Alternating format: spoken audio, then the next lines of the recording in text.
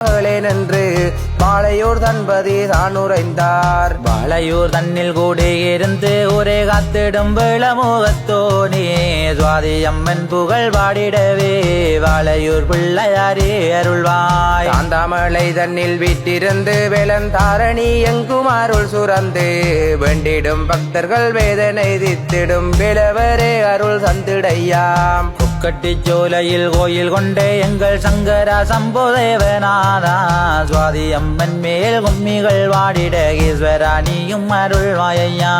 1961ஆம் ஆண்டு முன்பாக வாளையூர் என்னும் பதியினிலே மக்கள் கூடியற வந்தனரே. தந்தன்னத்தானதனதானந்தனதான தந்தன்னத்தானானா தந்தன்னத்தானதனதானந்தனதான தந்தன்னத்தானானா கானகந்தன்னை தாகனம் செய்து அப்போ மக்கள் கோடியரும் வேளையிலே கல்ஜிலை தன்னில் ஒருவெடுத்து தாயாரே குன்னை கண்டு கொண்டார். இத்திமர நிழல் தன்னிலே அத்திக்கொத்தினாலே வந்தலிட்டு அன்னையே உன்னையாமத்தி மக்கள் அன்பாக பூசைகள் செய்தனரே. 50 வருடம் பூதை கொண்டு அம்மாள் வழியுடன் உரையங்காத்து நின்றாய் அன்னையே நீயும் மனமகிழ்ந்து அன்புள்ளங்கொண்டவளாய் அமர்ந்தாய். ஆலயர் சேவகர் சொற்பனத்தில் அன்னையே நீயும் உதயமாகி வெற்றிடம் மாற்றி ஆலயம் கட்டண வேதவல்லி நீயும் சொன்னாயம்மா.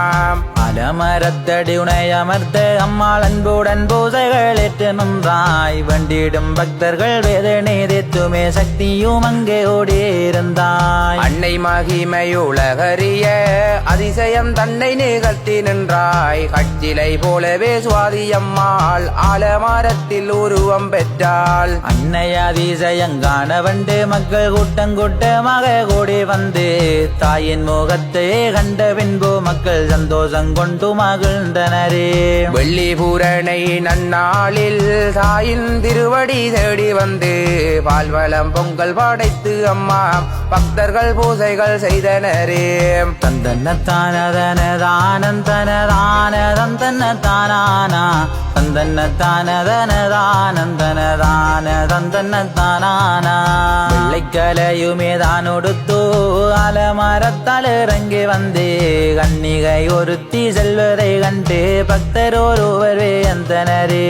ஓடோடி சென்றுமே அவருமேதான் ஆலய சேவகரை அழைத்து விந்தையாய் இவ்வாறு தான் நடந்ததென்று வியப்புடன் அவரும் கூறி நின்றார். மக்களங்கூடி முடிவெடுத்து அப்போல கூடி செயல் வந்தலிட்டு கன்னிகை தானும் மறைந்த இடத்திலே தாயாரே உனக்கு கோயில் வைத்தார். துவாதசி நன்னாளில் தான் தொடங்கி பூரண நன்னாளில் முடிவு பெற்று பூலோக நாயகி